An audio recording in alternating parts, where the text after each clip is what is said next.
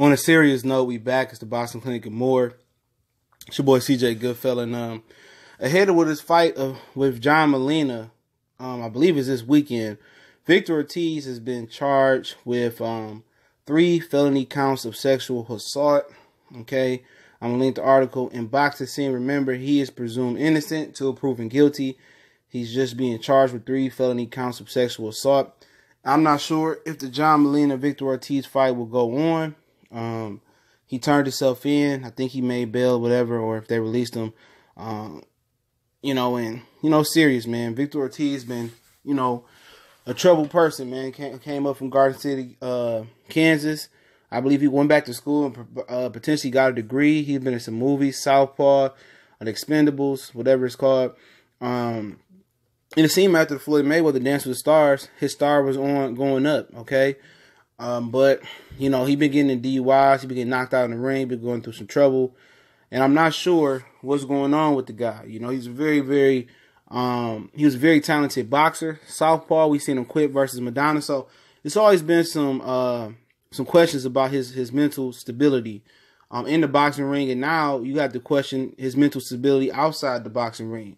Okay, I don't know if you guys seen the defensive end from the Minnesota Vikings, Everson Griffin, had an episode in a hotel, and they want to medically evaluate him before they let him come back to the team. And basically, they want to make sure he don't have any CTE, brain damage, brain hemorrhage that's altering his personality. And I think that's something to need to be asked about Victor Ortiz. Okay, he's been boxing for a long time, and I'm glad that the Brandon Rios fight did not happen, because I'm not sure mentally he would have been able to handle the build-up and stuff of that nature, and I think it could have got really, really ugly, man. So I was just want to go out there and send my prayers out there for Victor Ortiz.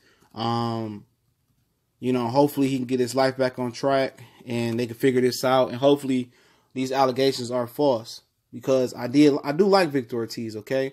I remember he was beating the hell out of Lamont Peterson. It was dropping him left and right on the canvas. I remember that. Very talented fighter, you know what I'm saying? And apparently Amir Khan had beat him in the amateurs, and they never was able to shoot a fair one in the professional ranks. But, it's sad, man. I think he got beat up by Devin Alexander. He got a gift decision, and we all thought he was going to be served up to Keith Thurman, but, that didn't happen. But, it's unfortunate. Much respect to Victor Ortiz. Hopefully, he get his life on track. Hopefully, this turns out not to be true. And hopefully, he can fight John Molina and make a living. John Molina can fight him and make a living, and still get the fans a good fight on FS1 Sports this weekend. But mentally, he may not be stable enough to be in that ring, what he's going through and what he's have been through inside and outside the ring. But hopefully everything is kosher with him. Hopefully these are false allegations, mistaken identity, whatever it may be. So they didn't list the accuser name. They usually don't do that. Okay. But he turned himself in. He ain't run. He ain't hiding. He had a couple DUIs, I believe. So prayers go up to him. And hopefully, everything is everything. He able to beat this case. He able to be proven innocent. He can move on. And, and we could just, get him some help. Okay. Get these fighters some help that need help. They take a lot of damage to the head. And it's very, very possible they got some brain damage. But it's the Boxing Clinic and more. It's your boy CJ Goodfella, one time for the one time. Shout out to the entire Lions Den boxing community. Shout out to World Breaker Fighting. That's the bro right there. And shout out to everybody that's holding it down in LDBC, man. We working. And, we're going to continue to grind. We're going to continue to scratch and claw. We're going to link up. And we're going to take it to the next level. Giving the fans a voice, okay?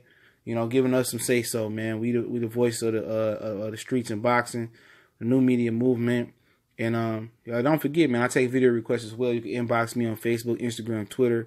And if I get to your video request, hopefully I can get to it. But usually I get to them, in a few days now. It's a little different. I got an agenda.